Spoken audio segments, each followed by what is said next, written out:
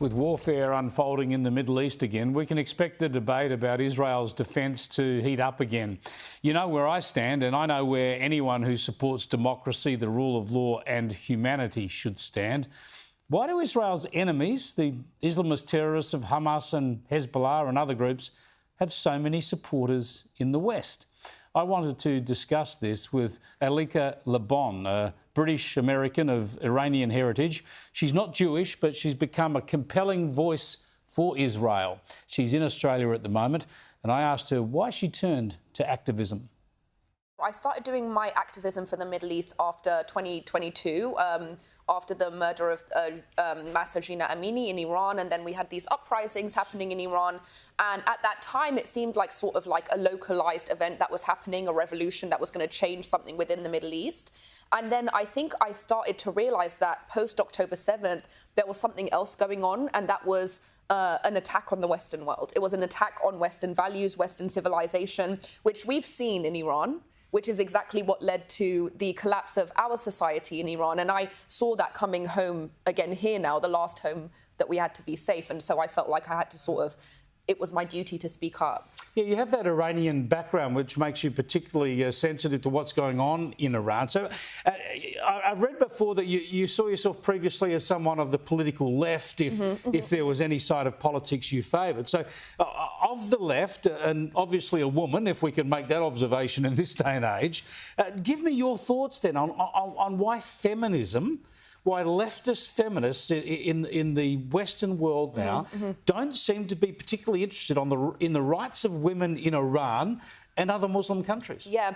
So in order to understand this, we have to sort of understand the history of Western feminism, which was originally rooted in actually pro-Western values. So it was about expanding individual rights. It was about expanding democracy, equalizing wages, things, all of the good stuff, right? And then after that, unfortunately, there was this sort of post-colonial movement that shifted Western feminism to being about anti-Westernism. So it was about how the West was the source of all evil in the world. It was the source of all oppression in the world.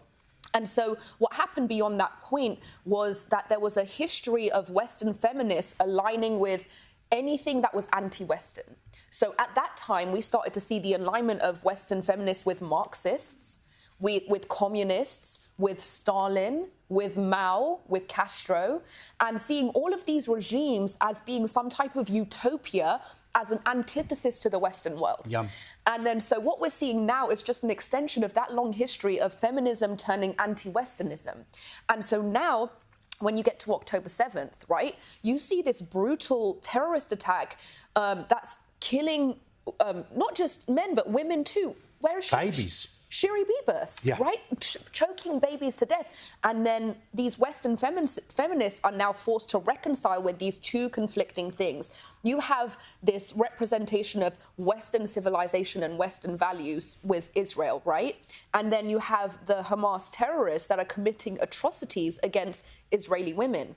But because they're so anti-Western, they cannot stand with Western civilization, and they have to ally with the Islamists, with the terrorists who are their ally against the Western world. It's frightening because the Western values of democracy, the rule of law, of liberalism, these are core to our very existence and to human rights around the world. So let's start off with the feminist aspect for a minute then. And surely we need to just forget the sort of political feminist then and just appeal to women and to men who have sympathy for women's rights. It should be all good-thinking men.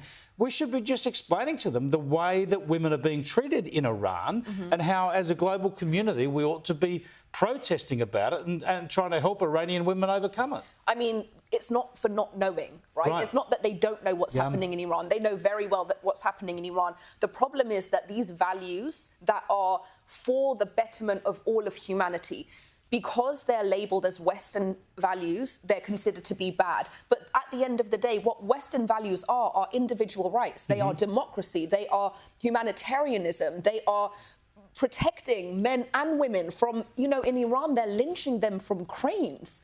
They're torturing them, But because you put this word Western in front of these values that are humanitarian values, they have to be against it. And it's such a shame. It's such a shame. Well, if you go to Gaza, then this is the issue here. Because Hamas, who are really a death cult, they're a jihadist Islamist death cult, but they use the guise of Palestinian aspiration to cover for their atrocities. But because they use that guise, we have all these Western liberal-minded people in the West sort of supporting their cause and turning a blind eye to the horrific atrocity of October the 7th because somehow they want to support Palestinian aspiration. Don't we need to divorce the two?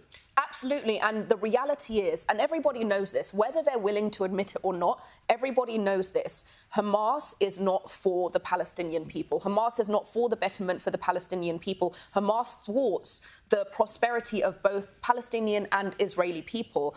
And everybody understands that what is for the best interest of both sides here is the absence not just of Hamas, but any of these jihadist Islamist groups that are hell-bent on the destruction of Israel. So then we ask this question, why don't you support harmony between these two people? Why don't you advocate for peace? And the reason that they don't advocate for peace is because it would mean the survival of something that's considered Western, which is Israel. And so in reality, their activism is entirely self-serving because it's not about the Palestinian people. They're supporting something that harms the Palestinian people. It is about the end of Israel, which serves their own political ideologies. This is obvious. This is clear, but so much of the political debate around the world ignores it. How do you not get depressed? I do get depressed. This is just exactly the long, long history of leftism. So when you think about the spread of communism, their whole ideologies were about anti-imperialism. Well, isn't that so funny that communism was the most imperialist ideology? But so what they would do, and this is what I'm writing about in my book, what they would do is that they would use this pretext, this virtuous pretext.